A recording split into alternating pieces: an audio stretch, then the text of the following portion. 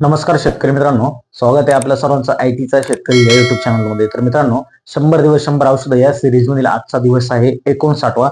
आज आपण बघणार आहोत लुना एक्सपिरियन्स ह्या बुरशीनाशकाबद्दल. आता मित्रांनो, बुरशीनाशक जे आहे हे बनवलेलं आहे बायर या कंपनीने. बायरकडे जे जे औषधांचे कलेक्शन आहे, केमिकल कंपोजिशन्स आहे, जे काही दोन इन्ग्रेडियंट एकत्र करून त्याचं फॉर्म्युलेशन ते बनवतात, त्याचं क्वालिटी कंट्रोल, क्वालिटी चेक एकदम परफेक्ट असतं मित्रांनो. याचा रिझल्टही अतिशय छान आलेला आहे. जो आपण फळकूज वगैरे म्हणतो, फळ आतून सडणे, आतून खराब होणे, जे बाग असतात करपा वगैरे, यावरती अतिशय छान पद्धतीने याचा रिझल्ट भेटतो. लुना एक्सपिरियन्स हे जे औषध आहे बुरशीनाशक, याचा मोड ऑफ ऍक्शन आहे आंतरप्रवाही. आता आंतरप्रवाही काय मी प्रत्येक व्हिडिओमध्ये सांगितलं, आजही सांगतो की जर आपण फवारा मारला, फवारा मारता मारता आपला फवारा पानावर पडू द्या, फुलावर पडू द्या, फळावर पडू द्या, फांद्यांवर पडू द्या, कुठेही पडू द्या, तो फवारा पूर्ण झाडामध्ये शोषून घेतला जातो. पूर्ण झाडामध्ये त्याचं पर्क्युलेशन होतं, पूर्ण झाडामध्ये तो उतरतो, झाड त्याला शोषून घेतं. शेंड्यावरती मारला, पानांवरती पडला तरी तो मुळांपर्यंत त्याचं पर्क्युलेशन होतं. आंतरप्रवाही आतून प्रवाह होतो. आतमध्ये झाडाच्या ज्या नसा असतात, ज्या वेन्स असतात, ते त्याला शोषून घेतात, शेंड्याकडनं मुळापर्यंत पाठवतात, मुळाकडनं शेंड्याकडनं पाठवतात, सगळं झाडामध्ये ते टिकून राहतं. म्हणूनच आपल्याला कधी कधी ज्यावेळेस आंतरप्रवाही असतो त्यावेळेस दीर्घकाळ नियंत्रण भेटतं. औषधाचं जो आपण ब्रॉड स्पेक्ट्रम म्हणतो तो 30 दिवसापर्यंत, 35 दिवसापर्यंत कधी कधी बघायला भेटतो. आता लुना एक्सपिरियन्स हे बुरशीनाशक, जे बुरशीनाशकांचे ग्रुप असतात त्यामध्ये कोणत्या ग्रुपशी बिलॉंग करतं हे मी सांगतो मित्रांनो. हे पायरिडिनाइल इथाइल बेन्झामाइड, पायरिडिनाइल इथाइल बेन्झामाइड हे जो ग्रुप आहे मित्रांनो, या ग्रुपशी हे बिलॉंग करतं. या ग्रुपचं नाव ध्यानात ठेवायची गरज नाही. दुसरा ट्रायझोल ग्रुप आहे. हे दोनही नाव ध्यानात नाही राहिले तरी काही अडचण नाही, परंतु फ्लिओपायरम आणि टेबुकोनाझोल, फ्लिओपायरम आणि टेबुकोनाझोल हे दोन घटक जे आहे मित्रांनो, 17.7% एससी फॉर्म्युलेशनचे आपल्याला लुना एक्सपिरियन्स मध्ये बघायला भेटतं. जुनं औषध मित्रांनो, अतिशय छान रिझल्ट देणार आहे. स्ट्रॉंग आहे, एकदम स्ट्रॉंग आहे. फळबागा वगैरे, कांदा, लसूण, मिरची अशा पिकांसाठी ना अतिशय उपयुक्त औषध आहे. हायर आहे मित्रांनो, थोडस हाय लेवलचं आहे. कारण हा जो ग्रुप आहे ना, पायरिडिनाइल इथाइल बेन्झामाइड, हा अतिशय छान रिझल्ट देणार आहे. ट्रायझोलही अतिशय छान रिझल्ट देणार ग्रुप आहे मित्रांनो. फ्लिओपायरम आणि टेबुकोनाझोल हे जे दोन घटक आहे, हे अतिशय छान घटक आहे, अतिशय छान काम करतात. एससी फॉर्म्युलेशन म्हणजे काय मित्रांनो? सस्पेन्शन कॉन्सन्ट्रेट म्हणजे काय? एससी फॉर्म्युलेशन म्हणजे काय की घन पदार्थ असं हे फ्लिओपायरम आणि टेबुकोनाझोल हे ना पिठी साखरेसारखे घन पदार्थ असतात, किंवा आपले खाण्याचं मीठ जे असतं बारीक मीठ मित्रांनो, त्यासारखे एकदम असे बारीक पदार्थ असतात. घन पदार्थ डायरेक्ट आपल्या पंपात टाकून आपण मारले तर त्याचा रिझल्ट भेटणार नाही. म्हणून ते घन पदार्थ एका दह्यासारख्या पांढऱ्या द्रावणामध्ये मिक्स करून बाटलीत भरून आपल्याला दिले जातात. दह्यासारखं द्रावण ते फिलर असतं, पण त्यामध्ये घटक कोणते असतात? हे फ्लिओपायरम आणि टेबुकोनाझोल हे घन पदार्थ असतात, हे पिठी साखरेसारखे, बारीक मिठासारखे. आणि ज्यावेळेस आपण एससी फॉर्म्युलेशनचं औषध आपल्या प्लॉटवरती आणतो, आपल्या शेतामध्ये आणतो जे फवारणी करण्यासाठी, त्यावेळेस बाटली पॅक असतानाच जे आपण फवारणी आता चालू करणार त्या अगोदर एकदम व्यवस्थित पद्धतीने हलवून मिक्स करून एकदम प्रॉपरली घ्यावे.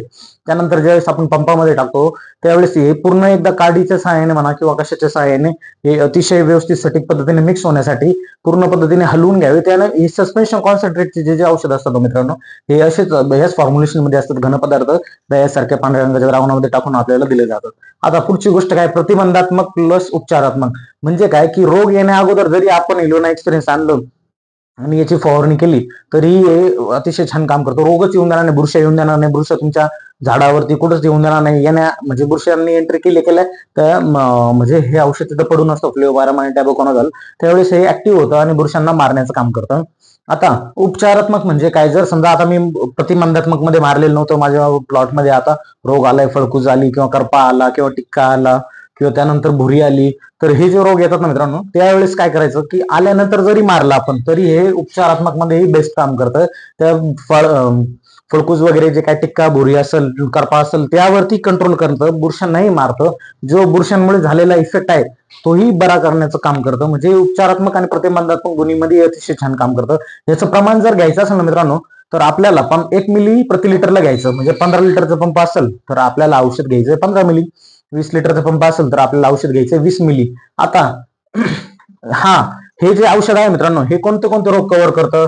तर पहिलं करपा करतं. करप्यामध्ये फक्त जांभळा करपा कव्हर करतं मित्रांनो. काळा करपा किंवा त्यानंतर जो तपकिरी करपा असतो तो कंट्रोल होत नाही. जांभळा करपा कंट्रोल करण्याचं काम करतं. कांदा, लसूण हे जे पीक आहे याच्यावरती आता रब्बीमध्ये बरेच वेळेस पहाटे 4 ते दिवसाचे 10 वाजेपर्यंत सकाळचे दवधुकी असते, त्यामुळे करप्याचं प्रमाण वाढतं. बुरशींना पोषक असं वातावरण आहे. टेम्परेचर 30-35 डिग्री पुढे जात नाही, त्याच्यामुळे बुरशी मरती नाही, उन्हाने मरती नाही. जिथं सनलाईट 42-44 डिग्री पर्यंत जातो ना उन्हाळ्यात, त्यावेळेस जमिनीतल्या बुरशा पूर्णपणे नाहीशा होतात. 99% बुरशा नाहीशा होतात.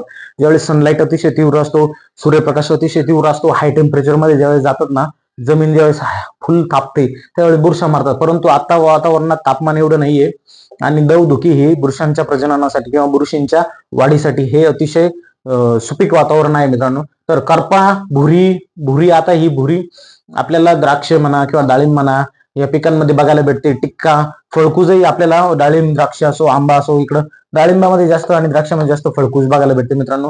ह्या रोगांसाठी हे काम करतं लोना एक्सपिरियन्स मधील फ्लोपायरम आणि टेबुकोनोझोल. हे करपा, भुरी, टिक्का, फळकुज यासाठी काम करतं. कांदा असो या पिकांवरती आपण हे जर रोग दिसला, भुईमुगावरती टिक्का दिसला तरी आपण लोना एक्सपिरियन्स घेऊन कंट्रोल करू शकतो. मिरची असो, टोमॅटो, द्राक्ष, डाळिंब, आंबा या सर्व पिकांवरती जर हे कुठं रोग जर दिसत असले मित्रांनो तर आपण लोना एक्सपिरियन्स वापरू शकतो, ज्यामध्ये फ्लोपायरम आणि टेबुकोनोझोल 17.7% एससी फॉर्म्युलेशन आपल्याला बघायला भेटतं मित्रांनो. बायरचं औषध अतिशय छान औषध आहे मित्रांनो, रिझल्ट देणारं.